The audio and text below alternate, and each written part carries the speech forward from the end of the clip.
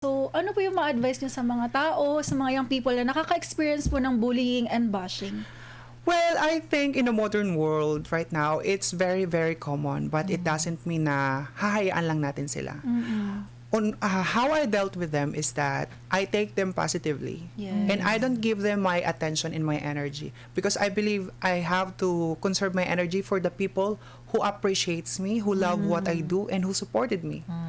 And tinitignan ko yung mga comments nila, bashing nila sa akin. Kasi actually, marami akong issue right now na hindi ko pinapatulang kasi sabi ko, wala naman matutulong.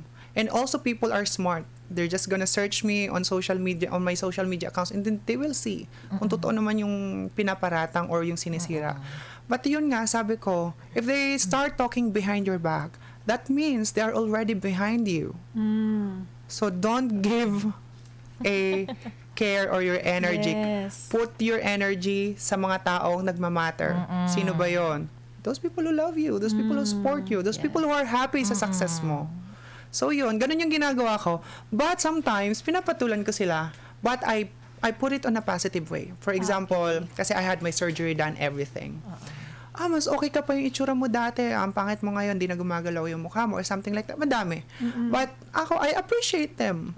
I appreciate them that they gave time sa akin. Kasi dapat yung time nila, they use it to their own. Yes. Di ba? Para maging successful sila. O hindi naman kaya na-appreciate nila yung itsura ko dati kahit ako hindi ako masyado nagaganda.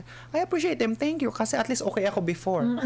But right now, hindi mo ako ma-invalidate because I am what I am and I am happy.